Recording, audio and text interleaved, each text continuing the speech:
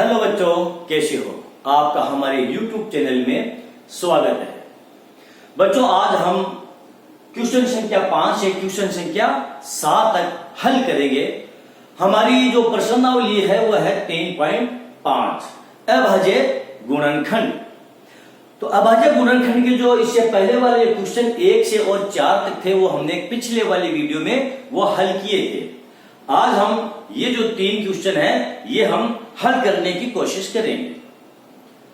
चलो बच्चों, शुरुआत करते हैं। इससे पहले यदि आप हमारे चैनल पर नए हैं तो आप इसको लाइक कीजिए और इसको शेयर कीजिए ताकि जब भी हम नई अपडेट डालें वो आप तक पहुंच जाए और आप उसका पूरा फायदा उठा सके।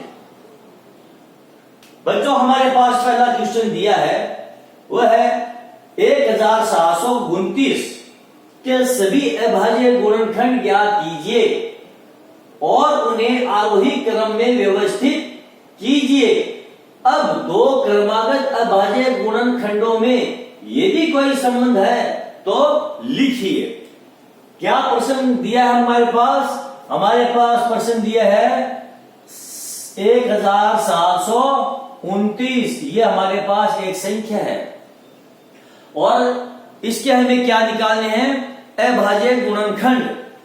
और अभाज्य गुणनखंड निकालने के बाद जो संख्याएं हमें प्राप्त होती है अभाज्य गुणनखंडों की, उन संख्याओं को हमें आरोही क्रम में लिखना है।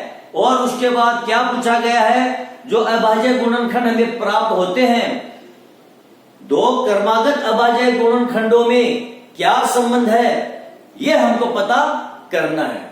तो सबसे पहले हम क्या करेंगे? सबसे पहले ये जो संख्या दी गई है इस संख्या का हम क्या करेंगे?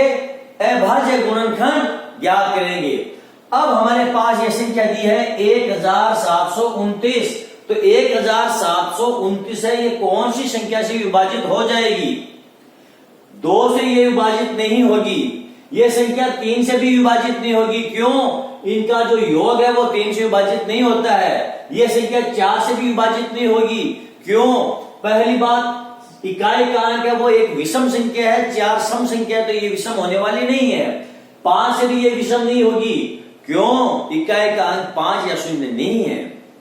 6 से विभाजित क्यों नहीं होगी? क्यों? 2 और 3 से विभाजित नहीं है। तो अब हम ट्राई करते हैं 7 से विभाजित करने की। तो संख्या 7 से विभाजित करेंगे। कैसे करेंगे? ये जो संख्या है इस 7 का 1729 में हम क्या देंगे? इसका भाग देंगे। कैसे देंगे?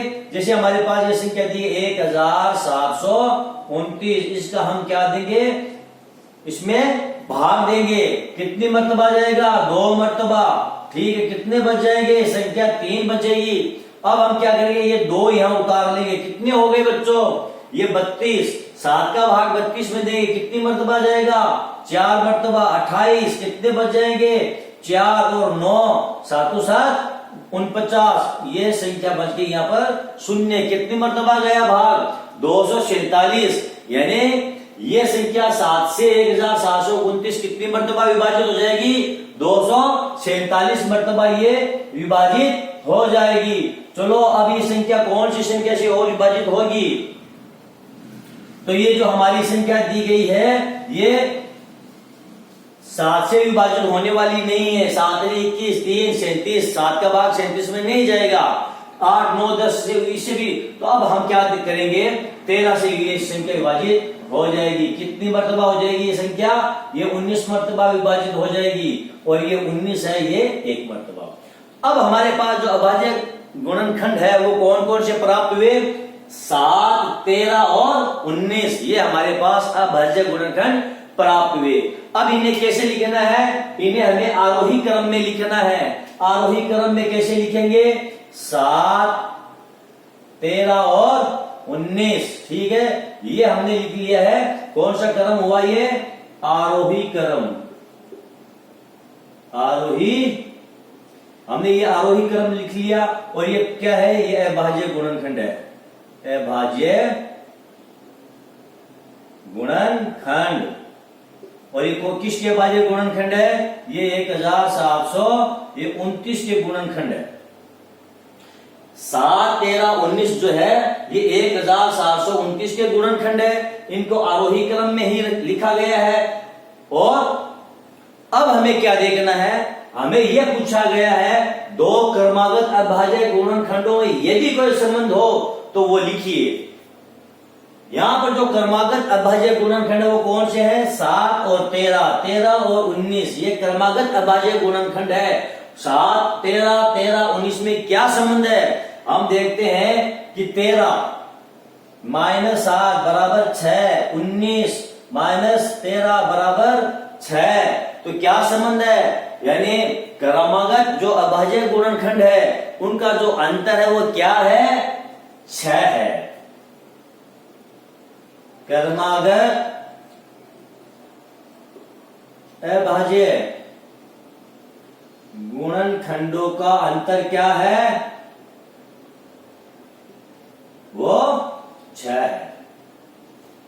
ठीक है, आ गई बात समझ में। चलो अगला क्वेश्चन हम देखते हैं। हमारा अगला क्वेश्चन क्या है?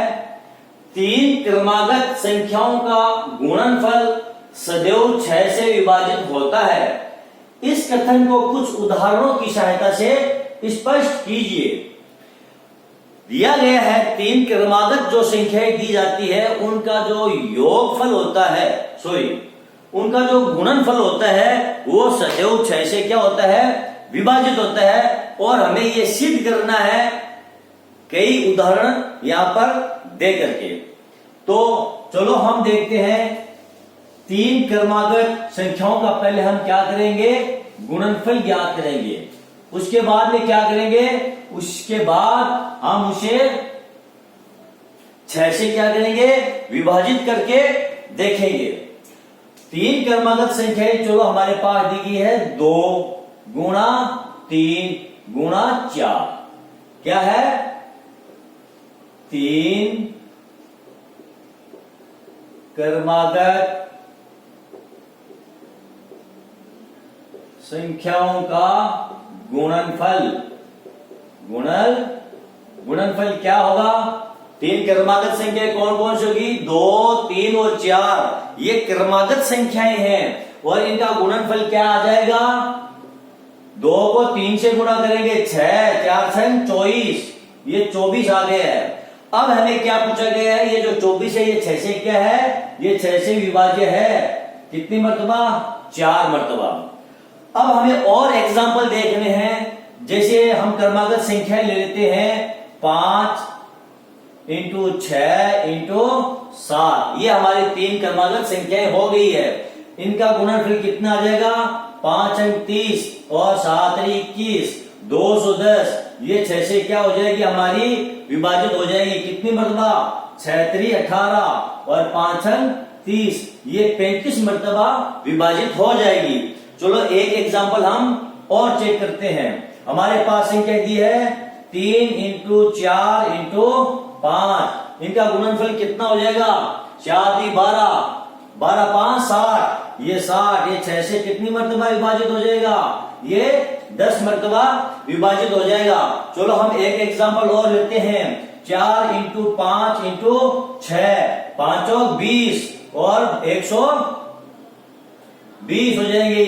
ये 6 से कितनी मर्तबा? 6 दूनी 12, ये 20 मर्तबा विभाजित हो जाएगी। तो हमने देखा, हमने कई यहाँ पर उदाहरण लिए हैं और वो 3 क्रमागत संख्याओं के गुणनफल के हमने उदाहरण लिए हैं जो कि 6 से क्या होती है? विभाजित होती है। तो इसे क्या पता चला? यदि 3 क्रमागत संख्याएं लेते हैं और उनका गुणनफल निकालते हैं तो वो गुणनफल जो होता है वो 6 से क्या हो जाएगा? विभाजित हो जाएगा। 3 क्रमागत संख्याओं का गुणनफल सदैव 6 से विभाजित होता है। इस कथन को कुछ उदाहरणों की सहायता से स्पष्ट कीजिए। मैंने यहां पर आपको कुछ उदाहरण लेकर के और ये सिद्ध किया है। आप खुद कुछ उदाहरण लीजिए और इसे सिद्ध करने की आप कोशिश कीजिए। आप पाएंगे सदैव क्रमागत 3 संख्याएं आप लेंगे और उनका गुणनफल करोगे तो वो 6 से विभाजित हो जाएगी। आप होमवर्क के रूप में ये आप करना। हमारा अगला क्वेश्चन क्या दिया है? हमारा अगला जो क्वेश्चन है वो है दो क्रमागत विषम संख्याओं का योग 4 से विभाज्य होता है। कुछ उदाहरण लेकर इस कथन का सत्यापन कीजिए। दो क्रमागत विषम संख्याएं कौन कौन सी होगी? दो क्रमागत विषम संख्याएं 3 + 5। क्या यहां पर हमको पूछा था?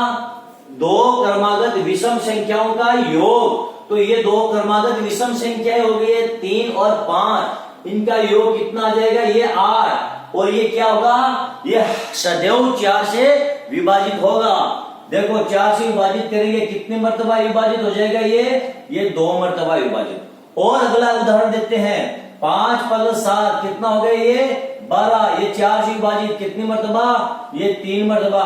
और अगला उदाहरण लेते हैं 7 + 9 कितना आ जाएगा? ये 16। 4 से विभाजित कितनी मर्तबा? 4 मर्तबा। और एग्जाम्पल ले लो आप 9 + 11 कितना? 20।